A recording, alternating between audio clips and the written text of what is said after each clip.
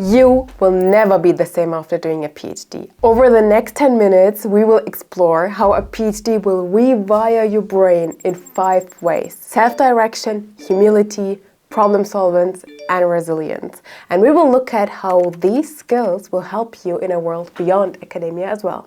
So let's dive right into it. But before we do that, quick introduction. If you don't know me yet, hi, I'm Ainur. I'm a third-year PhD student at Imperial College London in chemical engineering, and I made it my mission to teach you every secret I know in academia, video by video, through all my social media channels. Let's dive right into the video. The first change that you will go through as a PhD student is that you will become a completely independent thinker, owning your own work. So before your PhD, you did your undergrad courses, and you always had these exams coming up, and you just had to study through the stuff that were given to you. You just did the work. And even if you were to start in industry, the same thing happens, right? You start an entry-level job, your boss tells you what to do, you do that stuff, and always there's someone who tells you what to do. As a PhD student, that's not going to happen anymore. And it's going to be your ideas and your research and your project to take forward. So you will not only learn independence, setting your own deadlines and making sure that you progress along the way, but you will also learn self-drive. And what I mean by that is you don't really have that many update meetings as a PhD student. So waking up at a certain time, getting your work done,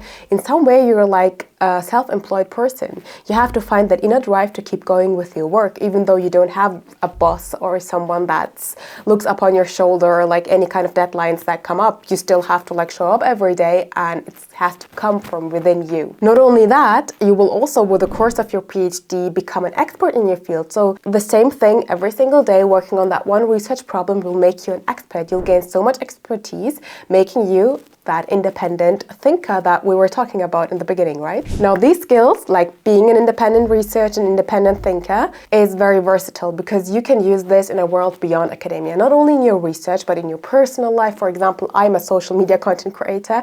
I use this every single day. Just nobody forces me to record these YouTube videos and stuff. So just making the time for that, getting it done. If you want to be self-employed later, perfect groundstone for that. But also later on in your corporate job, if you turn into industry, these skills are very valuable. Now, the second change that you go through is that your ego is dismantled and humility is just part of your work, okay? And this is a hard pill to swallow, I feel, but that's just how research is. So as you continue doing your research, you will have update meetings with your professors, you will go to conferences, present your research, you will submit your paper to journals, and what you will get back is usually that your research will get torn down, okay? The reviewers go crazy on your paper and they just dismantle it, and then you have to resubmit it. You give update meetings to your professors, and your professors criticize your ideas and your work and your progress and everything. And especially in the first 2 years of my PhD, I felt like I was constantly defending myself. Now, as a third-year PhD student, I feel like I got that expertise thing where I don't have to defend myself that much anymore. But I tell you, the first 2 years, whatever I said, people were like, but what about this? But what about that? And did you think about this and that? And it's so tiring because you enter a meeting and then all they do is criticize your work. And I'm like, I put so much work into this. Can you please stop criticizing it so much? It hurts my feelings. Okay, I get it. I'm humble now.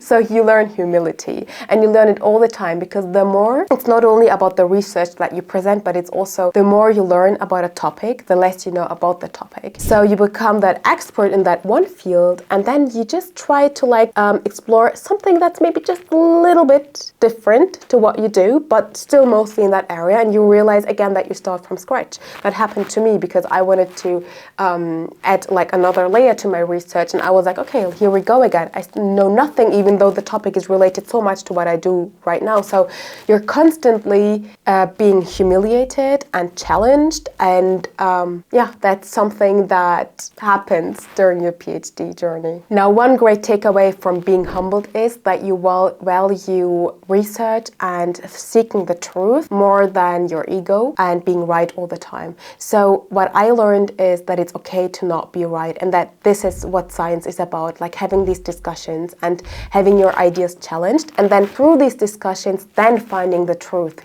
And this is so cool. Like just accepting that, hey, like I might possibly not be right with this.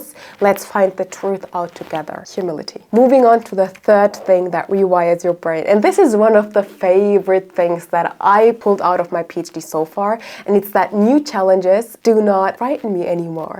Because like you've gone through so much hardship with your research already. And when a new challenge arises, comes up, then you know exactly how to tackle it. Make a plan, start working on it. You expect to fail. Failure is part of research. You've learned that already. So you have like this calmness in you that you know, hey, you'll figure it out eventually. It's okay. It might sound like a big problem now, but you've managed to like tackle these problems before and these challenges before, and you know exactly like how to tackle it now. And this is such a valuable, cool skill.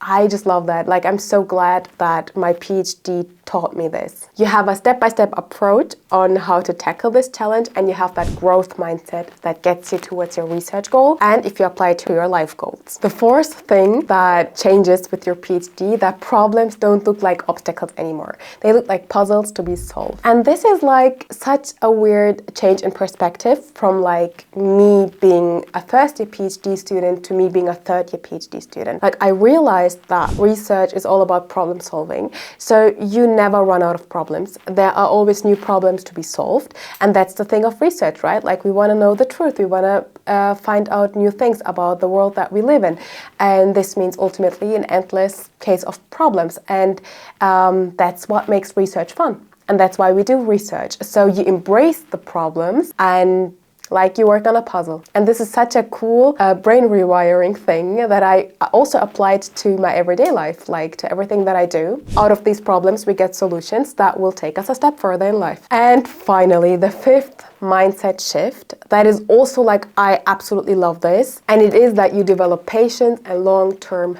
thinking, okay? Like working on a project for 4 to 6 years, that is quite long term. I mean, people found companies in that time frame where we do our PhDs, right? And you really develop the thing of, okay, like it's a marathon, it's not a sprint. Every single day you work a little bit on your problem, and then eventually you get to where you want to be at. And also you learn that things take longer than they were initially planned, and that's also part of the process.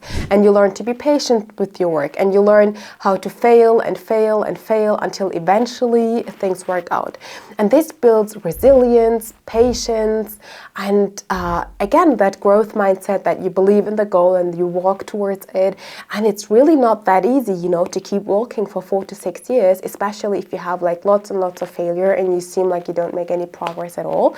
There were phases in my PhD where I thought, how is that ever gonna come together? And just now, like, I'm in my 3rd year. Imagine it took me 2.5 years almost to reach a stage where I feel like, okay, my research is going somewhere. So I had to put in 2.5 years. That's an entire degree right there. That's an undergrad degree to get to a point where I feel like hopeful about the stuff that I do. So before that, it was just failing.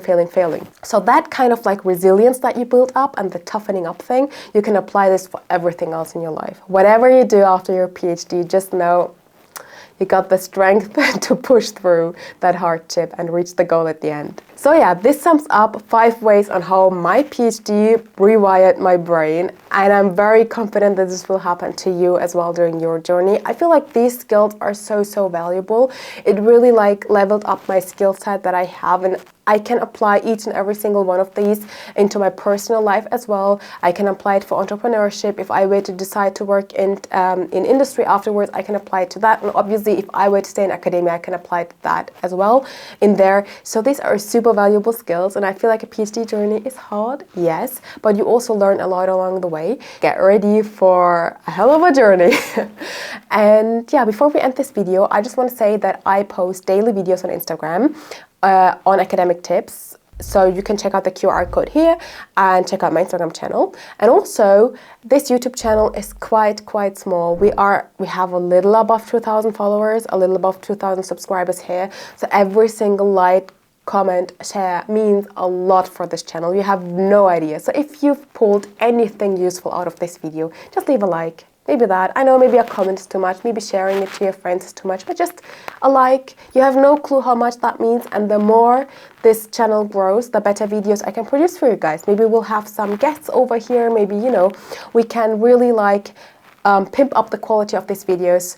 It will be a win-win situation. So just leave a like if you like this video. Have a great day wherever you are, and I'll see you in the next video. Bye bye!